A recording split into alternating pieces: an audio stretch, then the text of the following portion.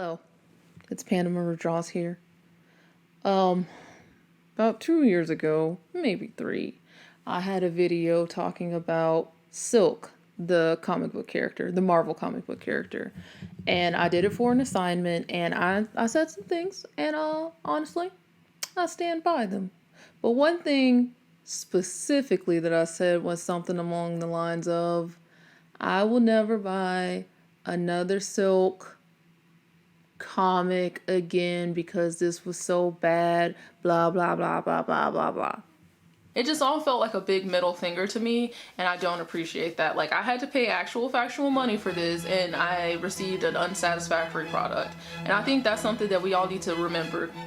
Like, no, they're not obligated to change things because I like them. They're not obligated to make couples get together because I want them to. They're not obligated to do anything. But at the same token, neither am I. I'm not obligated to buy this. If I didn't like it, then I'm not going to buy anything else from you. And that's where I'm at right now. I'm not going to buy any more Marvel products, especially not Silk Marvel products, because the first product you gave me was bad. I did hear that she got rebooted. I don't care because this was terrible. This was terrible.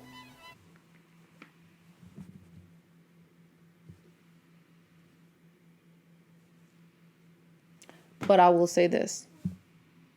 I didn't buy it, okay? I went to Ye local library, like the good girl I am. So in honor of the revitalization of my channel, in honor of April, I don't know. We're gonna talk about this new Silk one. This one is Silk, once again, Threats and Menaces. It is another omnibus. It's the first 5 comics of this one. And this one came out in, I think it was, oh my God, the print. Okay. This one came out in 2021. So they've had some time to, clarify some things, spruce some things up and all that. And I'm just going to cut to the chase, you guys. I'm just going to tell you about it. So we don't have to wait with bated breath to know how Panda Maru Draws feels. You guys, I liked it. I did. I liked it. So, let's talk about Silk. As you know, I didn't like the first one. It was not good. It didn't make sense. There were like 6 artists or something like that. It was just a mess. This one, believe it or not, 1 artist, 1 writer. It's almost like when you don't have too many chefs in the kitchen, you can cook. So, I'll try to stick to the format that I did the first time, although the first time, obviously, I was doing it for school in 4th grade, so it was a little more regimented of what I could and could not say. But the writer of this is Maureen Gu, and that is Goo. I don't know if I'm saying it right. I think it's Gu. The artist is Takeshi Miyazawa. The color artist is Ian Herring. The letterer is, and it said, this is a quote, VC's Ariana Maher. And then they have the people that did the cover arts for 1 through 5. So number 1 is Stonehouse. Number 2 is In-hyuk Lee. Number 3 is Woo Chul Lee. Number 4 is Pyongjun Park. And number 5 is Rico. But let's get into the summary. So for this one, it says, oh, this isn't the summary. This is the summary. Worlds collide. By day, Cindy Moon is an intrepid reporter for the upstart new media empire, Threats and Menaces, under her old boss, J. Jonah Jameson. Glad he's back. Always happy to have him on the show. By night, she's Silk, a crime-fighting superhero. But Cindy's latest investigation puts Silk and everyone she loves in danger. Someone is killing gangsters in Queens, leaving behind a trail of blood and fur in Terabang. Who is this powerful new player in New York's underworld? Where does she come from? And what is she doing with a strange cat demon? It will take all of Cindy's prowess as a reporter and hero to find the answers and to stay alive. But even as perilous meetings with tech tycoon Saya Ishii brings Cindy one step closer to the truth, a classic Spidey villain sets her sights on Silk. Wait. A classic Spidey villain sets his sights on Silk. Them S's. But we did it. We did it together. So like I said, this is 1 through 5. I am so happy that as soon as I opened up page number 1, they were like, girl, we got you. It says, as a teenager, Cindy Moon was bitten by the same spider that bit Peter Parker. Crazy. Given powers similar to those of the Amazing Spider-Man, blah, blah, blah. Unlike Spider-Man, she shoots the webs out of her fingertips, and she got locked in a bunker for a decade. Since rejoining the world, she's found her missing parents, rescued her little brother, saved the multiverse. She's been a double agent, a new agent of Atlas, and the co-founder of the Order of the Web, but most just know her as the web-spinning superhero. So I'm really glad, because the last one ended with her running to the apartment building to see if her brother was there or if it was a false lead, and it was her brother, but then everything blew up. And I'm assuming that when they say save the multiverse, that was that middle one, about Secret Wars. But when I looked up Secret Wars, it said this Cindy Moon wasn't a part of it. So there must have been like Secret Wars and then something else in between. This is one reason that I don't mess around with Marvel or DC too much, because it's too much extra reading. It's really hard to just jump in. There's always something else that's going on. And I understand that the characters have been around for a long time, so they got to do something. But like, can't we do a slice of life? There's like this really cute webtoons comic, and I'm not a huge fan of webtoons, but there's a really cute webtoons comic that's just about Batman and like his like found family. So like all the Robins and Barbara and that, and I think it's super cute. But then again, I'm learning a lot about myself. Your girl here, she loves a slice of life. Your girl loves a slice of life. So maybe that's what it is. So, if you don't want me to talk about Silk 1 through 5, please start a skip a-doodling right now. Interior. People are sneaking around a fancy boutique. Silk comes in, beats them up, don't steal stuff, blah, blah, blah. The lady's like, thank you for not letting them rob my store. Do you want some stuff? And she's like, no, I can't take anything because, that's like bad. Which, girl, no. But the lady like insists, so Silk takes an outfit and then she wears it to her new job where she works for J. Jonah Jameson at his new like Daily Bugle, but not Daily Bugle thing. Something must have happened. I don't know. I didn't read it, but same story, different name. She also lives with her brother Albert, super happy for it, love a strong sibling relationship. And she's now still doing the same thing. She's still a reporter.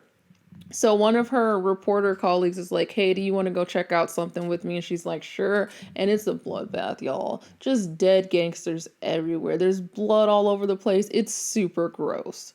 But what else is there is fur and bite marks. And they're like, oh, well, that ain't good, because they're like inside of a building. This wasn't like no rabid dog mess, So she's like writing about it in the paper. I think the paper is online. I think it's like a web publisher only, because Triple J, as I like to call him, is like complaining about that all through it.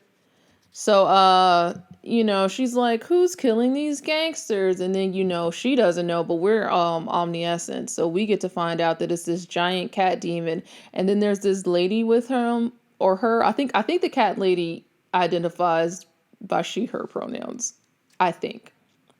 But then there's this lady that comes with her that has like two-tone hair, almost like Cruella de Vil. Like one side's like, well, it's not one side. It's like here, and then like maybe right there, and it's like in a cute bob. She's real chic. We're not supposed to know, but that's our new main villain, Miss. I do believe it's Saya. Is it Saya Ishii? I know it's Ishii because anytime I hear Ishii, I think of Orin Ishii from Kill Bill. It is Saya. It's Saya Ishii. Okay. Also, the second one for the second like variant cover was done by Jen Bartel. Not super important, but I'll follow her on Instagram and I love her. So I just wanted to say something about that. So like I said, Cindy Moon's like, who's killing the gangsters and queens? And then like some people are like, you need to stop talking about those killings that are going on in Queens because that's none of your business. And she's like, don't threaten me. do not threaten me. So now she's got a silk sleuth. They get in a fight. She meets the cat demon. She's super freaked out because it's a giant cat demon. The cat demon can talk and does. And the cat demon is in leagues with a new big bad who, as I've stated, is Saya. And they're killing gangsters, and we're not supposed to know why. Come to find out, I'm gonna skip because it's not that important. Come to find out, she's killing gangsters because she is Silvermane's daughter, and she thinks that Silvermane is dead, and so she's now trying to take over his turf and do things better than he did. But plot twist, y'all. The cat demon that she's in leagues with is also double crossing her, because the cat demon is supposed to just be like killing a couple gangsters and that's it. But the cat demon has ulterior motives. The cat demon is trying to raise a higher tier of demons. And so the cat demon is sacrificing gangsters to its demon god to destroy humans because the cat demon don't like humans. And Saya's like, what the flip, bro? That wasn't part of our deal. That was not part of our agreement. I'm gonna whoop your ass. But that cat demon's like, square up, and it gets real touch and go. So now Saya's like, crap, I'm gonna need some backup. So who does she call? Silk. Also, there's a B plot. Cindy Moon is in therapy. Love it. Love a strong queen. I hope that all the superheroes in Marvel are now in therapy. They need it. But her therapist leaves, and she's like, well, shit. My therapist knows that I'm Silk. What am I going to do? I can't just be opening myself up to a new stranger. But then she sees the guy and he's fine as hell. And she's just doing a whole bunch of this. She doesn't tell him that she's Silk. But she's like, yeah, I work for a newspaper and we're looking at the gangsters and that are getting killed in Queen. And I think that Saya Ishii has something to do with that because I found some tech on them. Blah, blah, blah, blah, blah, blah, blah, blah. Just like yip, yip, yapping. And I guess like it's her therapist, so like whatever. But like, as somebody who's also had to switch therapists, it takes your girl a long time to warm up to the waters. That's all I'm saying. I don't care how fine my therapist is because that's another level you shouldn't be crossing. You can't sleep with your you shouldn't sleep with your therapist. But anyway, I'm digressing. So she's telling them all this, that, and the other. And then, time's up. She gotta go. Come to find out, this therapist is Saya Ishii's half-brother, and this was all a plot because Saya found out that Silk was Cindy Moon, so she needed to get intel on her. So now she has insight on her through her brother, the therapist. Wild, right? Wild. Okay, but so keep that in your head. It's gonna be important later. Cindy Moon is supposed to meet up with Saya the next day, but in between she gets a mysterious note. And it's like, oh, I know I have information about Saya Ishii, meet me here. So Cindy does it as Cindy, not as Silk, as Cindy. And come to find out it's Silvermane, it's Saya's dad, and he's like mostly robotics. Like you guys know Krang. He's like in a Krang situation almost. Like his head's in a jar, and then he might have like a little bit of torso. I'm not aware. He was wearing clothes, so it was hard to tell, but his limbs are definitely mechanical. So, of course, this is time for the tragic backstory of Saya Ishii. Silvermane is a gangster that I've guessed runs some businesses. He went over to Japan. He met a lady who was like a CEO. He was like, a lady CEO in Japan in this day and age? Hot damn. So they do what they do. She gets pregnant. He leaves because he is a gangster and not a good dad. Doesn't matter. Saya and her mom, they're chill. Saya's super smart. She's a nerd. She loves technology. She loves, being top dog. She's super smart. A little bit ruthless, but her mom's a CEO and her dad's a gangster. Blah, blah, blah. He does not speak to her. Does not talk to her. The only reason Saya even knows that that's her dad is because when she was 16, he came back to Japan to be like, listen, I need you to make me some robotic limbs. I done gotten a scrap. Things ain't going well. I need you to do this. And she's like, I don't want to do anything for you. And he's like, no, because I've been keeping this company afloat. And she's like, why can't you talk to your child? One of them kind of like quiet, hushed parent fights. I know you saw the picture. I know you said you could send the checks, but you can't call her on her birthday. You can't do that kind of thing. And Saya hears it because she's a nosy. But I would be too. If some man just came up to my house and I'd be like, yo, who's that? So she hears it. She's mad. She doesn't like it. She refuses to talk to her dad. She doesn't want nothing to do with it. So she graduates from high school. She's like summa cum laude or something like that, top grades. And he's like, you're coming to America with me. And she's like, no, I'm not. And her mom's like, it's just for the summer. Chill out. Do it. So Saya's hot. She's mad. But you know what else she is? She's a grifter and she's smart. So she's learning everything about this side of the business, everything about this side of the company. She's got it going on. She's a good intern. She's a good worker. She keeps her mouth shut. Then when the summer's over, she goes back to Japan. And the only reason she came back to America in the second place is because she thought her daddy was dead. But he's not dead. He's pretending to be dead. His head is in a jar. I don't know why he's pretending to be dead. They didn't go into that. I probably would have to go and read some backstory. Y'all know I'm not going to do that. So anyway, he's pretending to be dead and Saya doesn't know it. And he's telling Cindy. And Cindy's like, why are you telling me all this? And he's like, because I know that you're reporting on it and you need to leave her alone. I might be a bad dad, but that's my baby. And so she's like, okay, I won't write about it anymore. But they're like, yeah, we know you're lying. We know that you're going to write about it some more. So we're going to break your fingers. Don't take this personal. This is business. But Cindy, of course, gets out of there because she's Silk. And I'm not sure if he knows that she's Silk too, or if,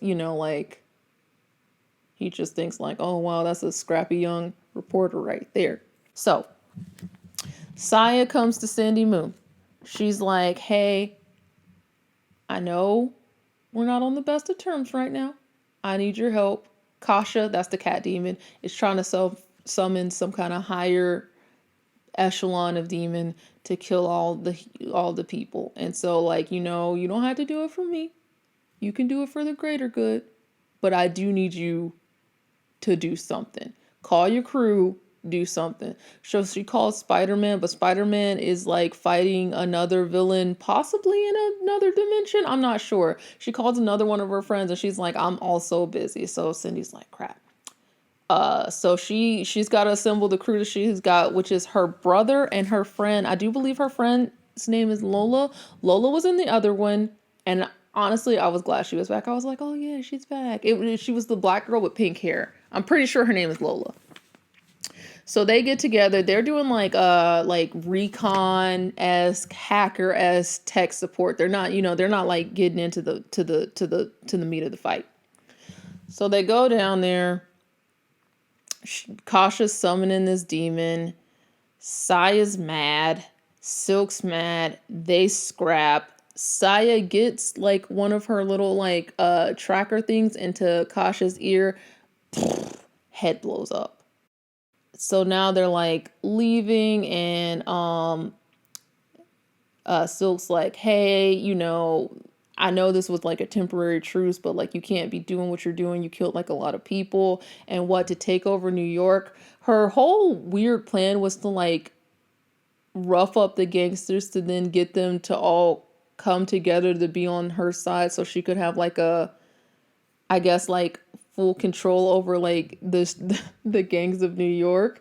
And then it went left because the cat demon that she summoned had ulterior motives, as cat demons often do. So when they leave the cave, the gangsters are there and she's like, hey, stop Silk, but don't rough her up too much because she's cute. Saya has been flirting with Silk the whole time. Silk has not been as receptive as I would have liked her to be, but I also understand. I also get it. So Silk's like, why are y'all on her side? She killed a whole bunch of your homeboys, and they're like, cause she got dough. So Silk's like, no, I can't. We're not doing this. No, I'm gonna get you. And then she's like, no, you're not, because I know all about you, Silk. I know that your name's Cindy Moon. I know that you live with your brother. I know where your parents live. Blah blah blah blah blah. You shouldn't have told so much in therapy. And Silk's like, therapy. Bam. She rolls down the window of the car. Her brother's in there. And Cindy's hurt. Cindy's trying not to cry. Cindy's in a headlock with these gangsters, trying not to cry. And she's like, oh, don't feel bad. He liked being your therapist, blah, blah, blah, blah, blah. And then she like throws something at her.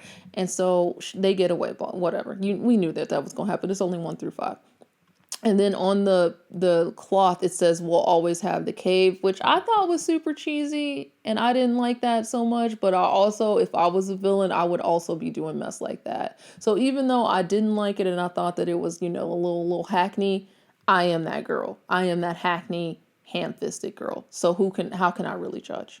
How can I really judge? So before I had problems with I didn't have problems with the paneling. I had problems with, was it actually interesting or was it not interesting? The last one was not interesting. This one was very interesting. I mean, it's not that thick at all, but like I like sat down and probably got through this in like, I don't know, like an hour. And that was with taking breaks because, as you know, our favorite art assistant does not like for me to have a lot of free time. Speaking of which, I should probably speed this up.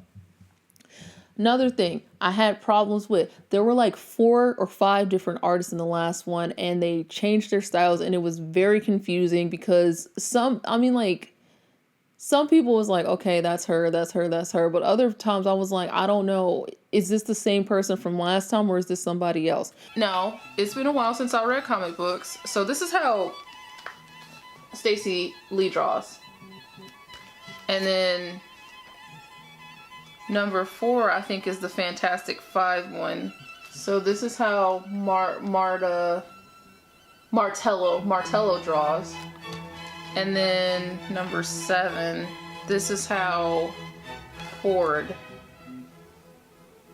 draws. I've just never seen that before. Like, I know that they have guest artists usually on covers and stuff, but I've never seen like where they're like inside of a series. But they didn't do that with this. It's super consistent through the whole thing. And yes, I did check because I was super worried about that. The story. Last time, the story, it just felt like a whole bunch of like vignettes that they then were like, no, we can string this together and make this a story. But this actually felt like an arc. I do think that this is a little bit basic isn't the right word, and neither is simple, but somewhere in between there. Like, I like this. I felt like it showed a lot more of Cindy's personality, and I really did like that. But I also didn't like how she is constantly comparing herself to Peter Parker and not in the ways that you would think she would do. Like, she's like, oh, I bet Spider-Man never got a broken rib and then took a bribe because she took the outfit from the place. And it's like, girl, Peter ain't that great. And this isn't me disparaging Peter Parker, love him, but like, he's a human being just like you are. You don't know what he's doing. Also, weren't y'all in like a semi-inappropriate relationship because he's technically your mentor? Didn't that happen? Am I making that up? I don't know. But, just stuff like that where I was just like, listen, you work for his old boss. You have all of his powers. You have a very similar suit. You either you need to like revel in that or you need to make some changes. Also, since we're talking about her suit, I love it. I love the character design. There's something about like the little like the way it like dips in and stuff. I love it. I don't love the little there's like a spider symbol that's like on her like back and thighs, but when it turns to the side, it makes it look like they're like track pants. Not crazy about that. I know it's only from certain angles, but like if you're gonna like do all the stuff to design a suit, you gotta think about stuff like that. Or maybe she did. Maybe she likes it. It's not for me. It's for Cindy. Really did like this. I don't know. I still feel the same way I felt in the other one, where it's like I just can't be out here giving Marvel money.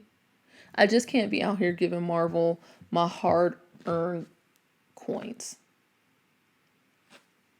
But I will be scouting around the local library and hoping and praying that they have some more, because I am invested. If you guys have read this and you know something I don't, you can tell me. I don't care too much about spoilers, so you can tell me. I do kind of hope that Cindy Moon and Saya Ishii have some kind of inappropriate relationship, or maybe there's some kind of weird love triangle going on between Cindy, Saya, and her brother, whose name is Max.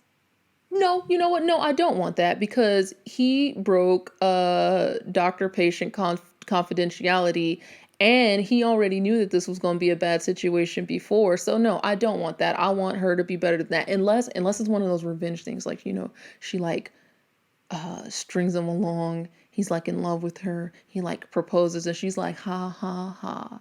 'Cause I'm a liar. I'll tear your heart out. I'll burn your soul. But I don't think that that's a part of Cindy Moon's ethos as being a superhero. I don't think that she is out here doing stuff like that. But if she did, not a jury in the land would convict. Not a jury in the land would convict. That's all I'm trying to say. But yeah, you guys, I think that's all for today. So I know I'm doing a real southern goodbye right now where I just keep rambling and then finally I'll just say I'm gonna let you go. But I do appreciate you guys watching this, liking, subscribing, and commenting on things. If you would like to subscribe, I would appreciate it.